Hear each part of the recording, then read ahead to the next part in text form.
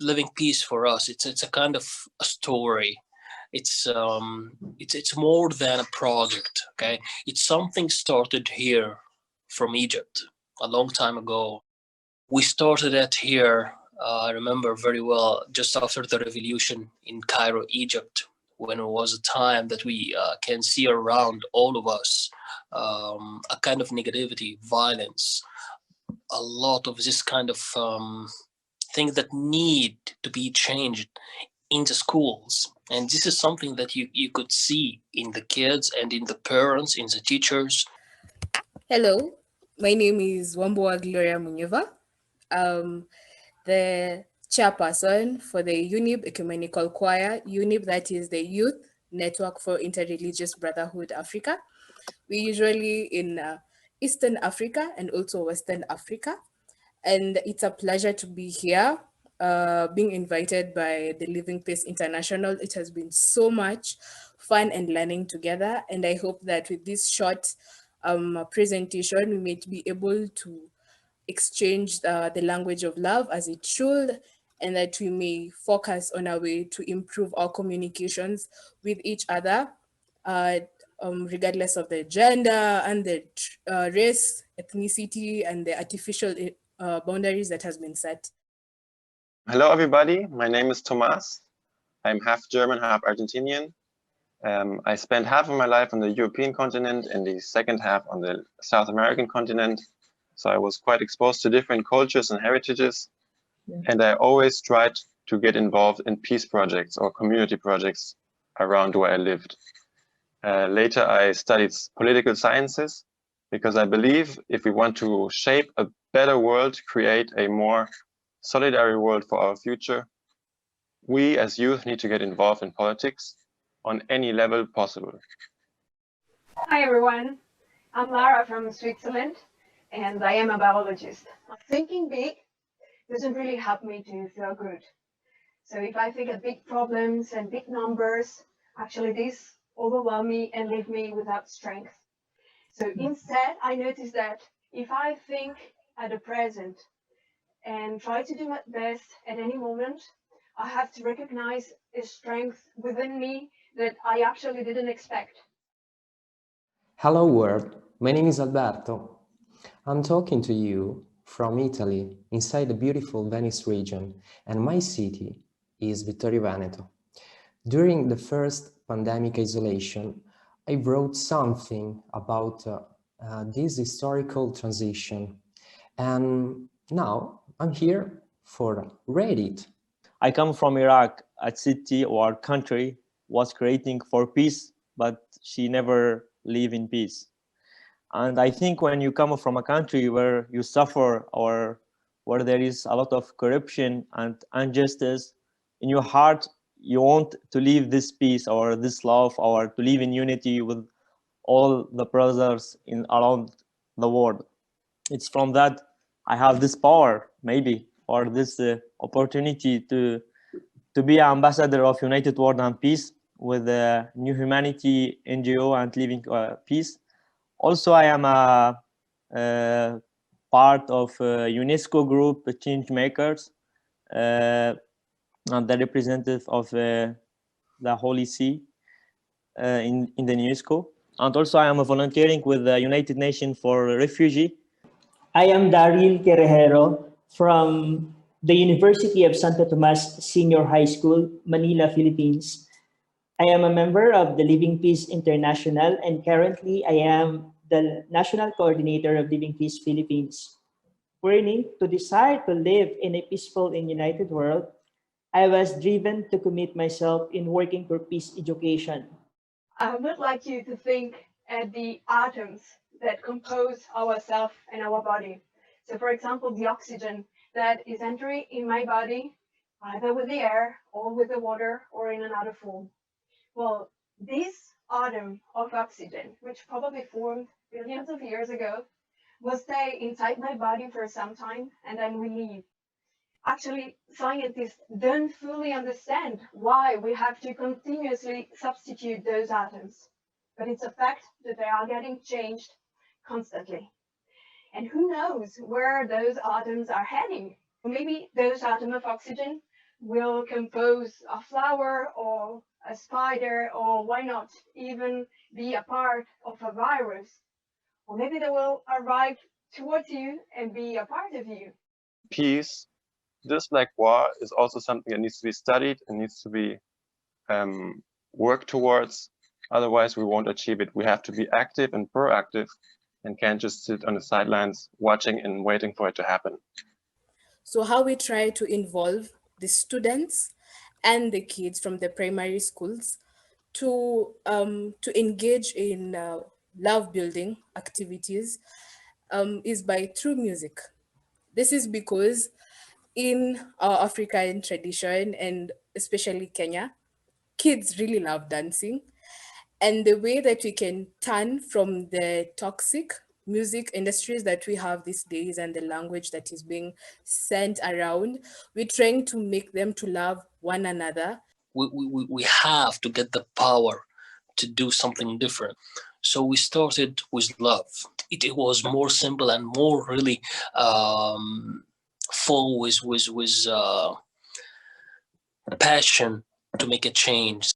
The whole spirit start to move from a person to another, from a school to another, from a city to another, and from a country to another. A dream to reach and to go beyond borders are slowly turning into reality. The pandemic yet did not stop us to go beyond the walls of our selfishness and indifference. Rather, it gave us the opportunity to look for a way on how to share what we have to be the light for others. I'm a motivation speaker, so I go with a lot of organization and sometimes free or volunteering to speak about refugee and speak about my situation, about my story, what I live in Iraq, because yeah, I am victim of ISIS, jihadist, and also war and lockdown, all these things. So I motivate people to move far away in their life, and no matter what did you live, the matter is this moment, the present moment, and what can you change in this moment. How, like, we cannot have peace if we don't love. Maybe it's our last chance and we need to change this situation. If we're not going to change it now, who is going to do it? This pandemic has made it possible to stop the whole thing. The crazy traffic, with its recklessness and boldness, occupied the streets of the world, frightening the essence of nature. Now, the latter has found the courage to make itself heard. People will become more aware of being quiet and will realize themselves. I understand that it may not be easy to tune in this mindset. For this to happen, it is necessary to perceive the depth of a suggestion. So if we truly want to create a better world with stronger ties between the countries, between the nations, we need to actively study for it, work for it, and measure the advancements and the progress we're making in order to be able to look back and see all the things we've created, we've done, we've achieved over this new century. That brings us many tools that our ancestors didn't have in order to create more lasting peace. Early January last year, when the people of Batangas suffered from the effects of volcanic eruption, we were in haste to gather our ideas on how we can possibly extend our help to them. Students started writing messages of hope and love and were distributed together with colored mandalas, pre-loved stuffed toys, and some collected donations. Our heart can expand its breath, its beats, calming the mental sides of each of us. This helps us to reconnect with what's in our own heart and therefore to share love. Is, for example, an intuitive language of body, of soul, for the existence. The fight for love, the fight for peace, the fight for the good inside each one of us. And I think this kind of battle is much harder, and it's much need to be like a real fighter for it. It's very hard to have this kind of pure forgiveness for everyone around, if you know him or her or not, to have this kind of real inner peace inside you for everyone that you know or you don't know. So I believe that all of us are fighting somehow to keep and to maintain this peace in our hearts. With my friend Lakshman from India, we launched to do this program, Coffee with Peacemakers, because we know that around the coffee there is always a people who they are around the coffee to drink and to discuss, to have a good conversation. And it was also for the culture of peace, to give for people a culture.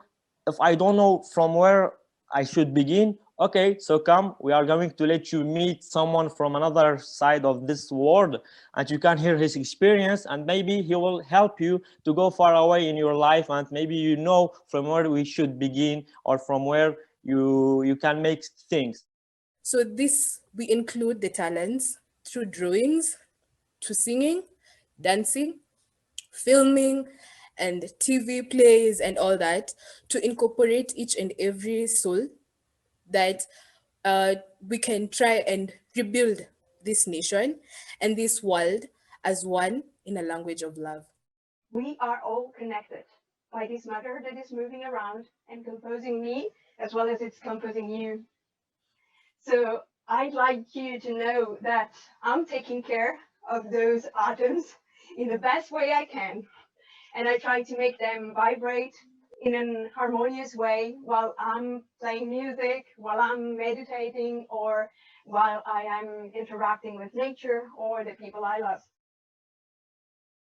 And my duty to try to maintain this spirit with my students, with my staff, and with the teachers in my school and around Egypt as much as possible, especially right now during the pandemic. The kids there are not just our project, they're our family. We take them as our younger brothers and sisters who have been abandoned due to different circumstances. We try to give them the hope that had been shattered. And this, we try to do it in a spiritual way, despite the difference of our religions and denominations.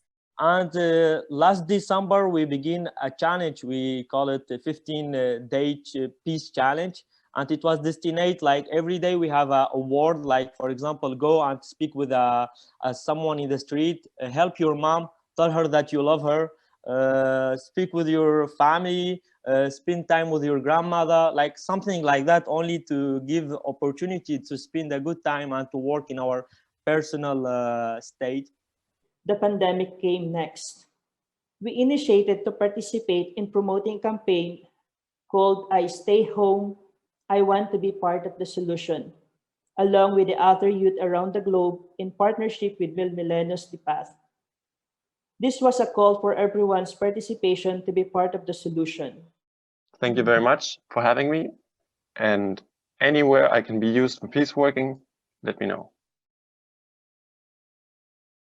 So with that, we're trying to incorporate and to break these artificial boundaries that has long existed, that has made our life more difficult, to change our hearts to a better mindset and to live the, let's say, ancestry kind of way of thinking. Love is a gate pass for God's plan to manifest in us individually and in this humanity. With that, I leave you with God's blessings, and I pray for more blessings to you all and to your work and families. God bless you all. Thank you so much. I also wish to share that last September 21, 2020, I was blessed to be named as Peace Ambassador. This momentous event created an impact in my life. It was a great honor, but also becomes a challenge and a responsibility to do greater things and improve myself. In conclusion, I invite my fellow youth to come together little by little to start the culture of love so we can create a culture of peace. Thank you. Since all the sufferings, there is something he's going to change in our heart, and it will be positive, I'm sure, because this is what's happened with me. So let's take this positivity to make great things. And if we are together, we can make great things. Thank you so much. And I believe this is the main thing, to have something in your heart that wake you up every morning to do it. Thank you, everyone. And I'm so glad really to be with you today.